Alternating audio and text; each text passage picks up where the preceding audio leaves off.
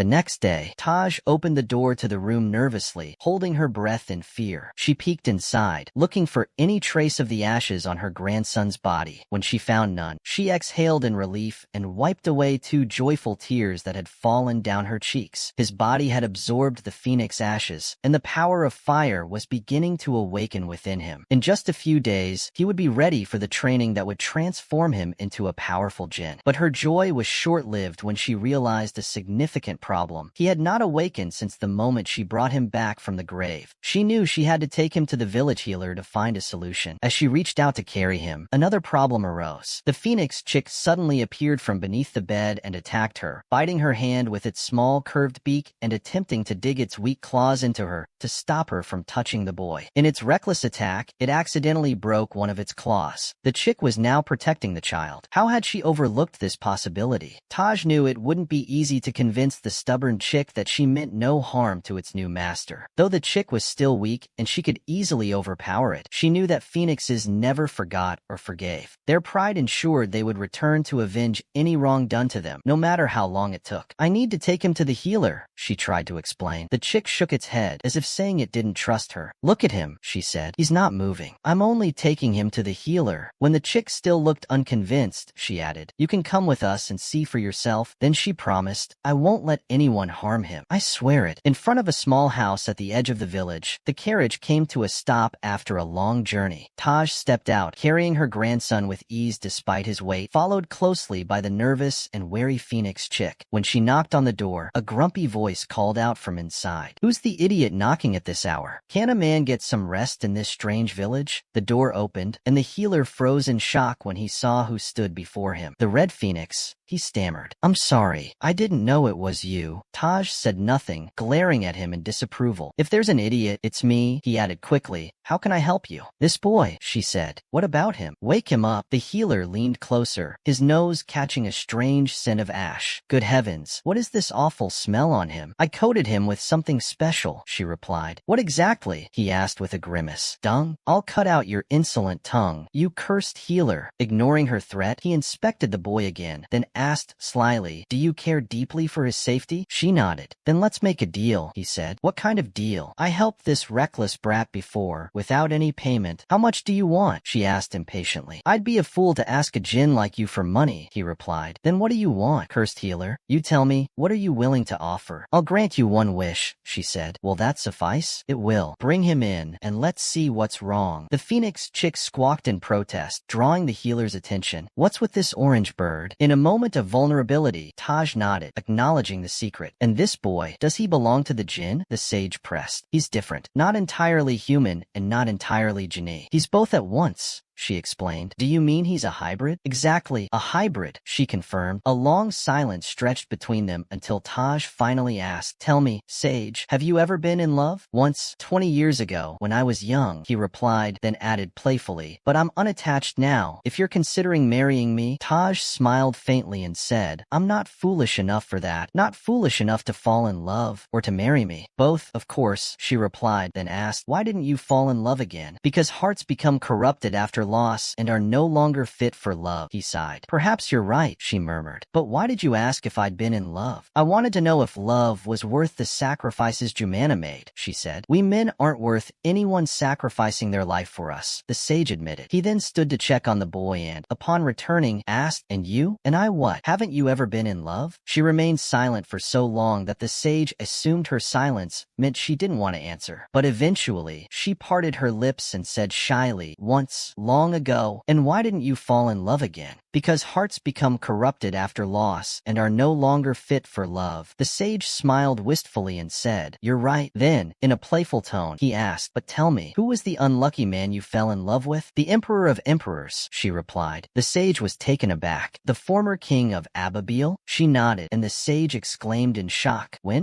how did that happen?" Her voice carried a hidden story as she answered, "He's my husband." Then, with profound sadness, she added, "But we're not the same as we once once were. Wait, hold on. Is your name Taj? Taj, whom everyone in the village knew only as the woman with the red bird, whispered, I am her. The wise man gasped. So, you're the one King Jabbar married just a few years before his rule ended? The conversation turned to treacherous waters she didn't want to tread. Taj replied firmly, I don't wish to discuss that. The two fell silent for a while until the wise man broke it, smiling and pointing toward the bed. Look, he's starting to regain consciousness. The boy opened his eyes, finding himself in a gloomy room filled with the scent of herbs and burnt wood. The dim light of the sun filtered through a grimy window pane. The first thing he felt was the warmth of something moving near his hand. Where am I? He asked, confused. And what is this thing? Taj smiled as she approached him. This thing is your personal servant. His name is Ecleel. The boy echoed in a faint whisper. Ecleel? The little bird flapped its wings, tail, and head all at once, as if it wanted to take flight from sheer joy. Taj chuckled. He's happy you're back. Back? What do you mean? You worried us, you foolish boy, said the wise man. Don't you recognize me? I'm the one who came with you on that stormy night too. Wise man, Taj interjected, nudging him sharply with her elbow. She was afraid he'd say too much, allowing the boy to recall everything. We don't want to tire him with things that won't benefit him. The boy looked at the wise man curiously for a moment, then shook his head. No, I don't know you. Who are you? The boy climbed into the carriage, with the tiny phoenix perched on his shoulder as if it were a branch. Taj lingered deliberately inside the wise man's house. She wanted to discuss something important. Did you tell anyone about Jamina's secret? She asked. I told Ayub and asked him to inform her husband. Taj wasn't worried. She knew Ayub would keep the promise he made to Jamina long ago and wouldn't reveal the truth to his friend Bar. But she doubted the talkative wise man could keep such a secret. She seriously considered killing him to bury the truth with him. However, the wise man had saved her grandson, something she couldn't forget, leaving her conflicted. To be honest, I'm seriously thinking about killing you, she said bluntly. Is this how you thank someone who helps you? He replied. That's the only thing stopping me from doing it, Taj said regretfully. Listen, let's make a deal. I'll let you live, but only if you protect this boy and never tell anyone his story. Do you agree? The wise man, who clearly didn't want to die, quickly promised. I swear, I won't tell anyone. Taj added firmly. And you won't tell anyone that you saw this boy with me? Not even his father? He nodded. I won't tell anyone, not even his father. As she turned to leave, he stopped her with a question. When will you grant me my wish? Have you decided on one? Of course. What is it? I wish for many wishes. Don't be ridiculous. You can only have one wish. Think carefully, and I'll grant it, Taj said before walking away. When they arrived at the castle, the white horse turned its head toward the boy and neighed. Fortune smiles upon your safety, young one. The boy turned to Taj in astonishment. It speaks like us. No, it doesn't, Taj explained. You simply have a natural ability to understand and communicate with animals. What troubled the boy most was his inability to remember anything about his past. All his memories began from the moment he opened his eyes and found himself lying on the uncomfortable bed in the wise man's house. He knew he had existed before that moment and must have lived another life. But every time he tried to recall something, his head throbbed painfully. What's your name? He asked, pointing to his grandmother. Taj, she replied. Then he pointed to himself. And me. The boy was nearing 15 years old, yet everyone simply called him the boy or the child. Taj thought to herself, we'll find you a proper name soon, child. And this little bird, why does it follow me everywhere? He's your servant, Taj said. He's the one who helped ignite the fire within you. What do you mean by that? Taj believed her grandson had a right to know the truth about his nature. You're a hybrid. Your mother was a jinn, and your father a human. She wanted to tell him about his mother, but feared it would trigger his memory before he was ready. Turning to the bird, she commanded it to come closer. But the bird screeched in defiance, refusing her orders. Taj addressed her grandson. Order him to come closer. I need to speak to both of you. What do I say to him? Say, Ecleel, come here. Hesitantly, the boy repeated, Ecleel, come here. The rebellious bird lowered its head, flapped its wings and tail submissively, and approached. Taj looked between them and said, now that your body has successfully absorbed the phoenix's ashes and you've become Ecleel's master, you must know this. You're bound to each other. If one of you dies, the other will die too. The following week, Taj began training him to use his hidden powers. She took him into one of the castle's spacious rooms, locking the door behind them to prevent Ecleel from joining, despite the bird's protests. Why can't he come in? The boy asked. Because I need your full attention today. Knowing that fear was the biggest obstacle he'd face at the start, Taj sat cross-legged on the floor and instructed him to sit 7 meters away from her. Sit over there. Once he was seated, she reached for a large cage draped draped with a white cloth. Its size had hidden it from the boy's notice until now. Before uncovering what was inside, she said, "Power comes from the heart, my dear. That's why the lion is king of the jungle, a king of the forest. He fears nothing. He heads towards death as if going on a picnic. If you want to be free, you must defeat your fear," she said, adding, "You must not let fear imprison you.